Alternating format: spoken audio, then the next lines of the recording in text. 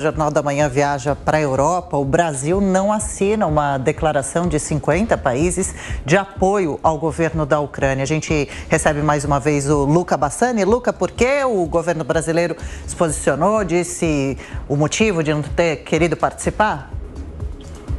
Olha, Adriana, desde o começo da guerra, o Brasil, pelo menos nas votações da ONU, colocou-se numa posição contrária à Rússia, mas essa postura ela mudou nos últimos dias, nos últimos meses, melhor dizendo, 2 meses de guerra, por conta de uma postura neutra adotada pelo Itamaraty e outros diplomatas brasileiros. A gente vê que essa é uma declaração que busca fornecer ajuda humanitária à Ucrânia e também buscar auxílios, ou soluções para a crise alimentar e de abastecimento para os países mais pobres do mundo. Foi assinado por 50 países, entre eles os Estados Unidos, Canadá, toda a União Europeia, Japão, também a Coreia, e a gente vê outros vizinhos nossos latino-americanos. Apenas o Brasil, Argentina, Bolívia e Venezuela, dos nossos vizinhos, não votaram a favor, isso pela postura de neutralidade ou até mesmo de alinhamento com a Rússia em alguns casos de países que também optaram por se abster. A gente vê que nesse quesito muita preocupação ronda toda essa crise humanitária, surtos de cólera, desabastecimento energético, desabastecimento alimentar na Ucrânia e em outros países pobres do mundo que sofrem com o impacto direto da questão do comércio por todo o mundo, devido às sanções e devido também aos bloqueios comerciais acontecendo no Mar Negro, impedindo o escoamento de grãos e diversos outros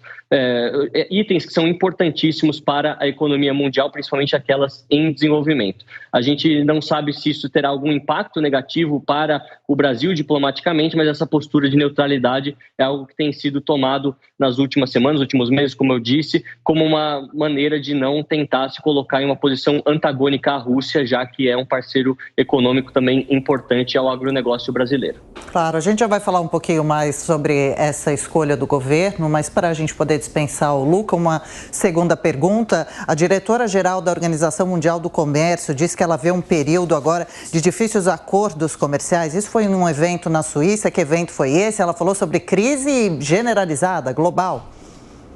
Ela falou sobre uma policrise, uma crise generalizada em vários setores, muito porque a economia mundial passa por um momento de recuperação pós-pandemia. Alguns países ainda sofrem os impactos econômicos dos 2 anos de pandemia, com o fechamento do comércio e das fronteiras, e agora com a guerra na Ucrânia, a grande preocupação dela é em relação à crise de abastecimento e à crise alimentar, porque nós sabemos que Rússia e Ucrânia são produtores de quase 30% dos grãos consumidos no mundo, entre a cevada, milho, entre diversos outros, que são trigo, que são importantes para o agronegócio e para a alimentação do mundo subdesenvolvido e em desenvolvimento,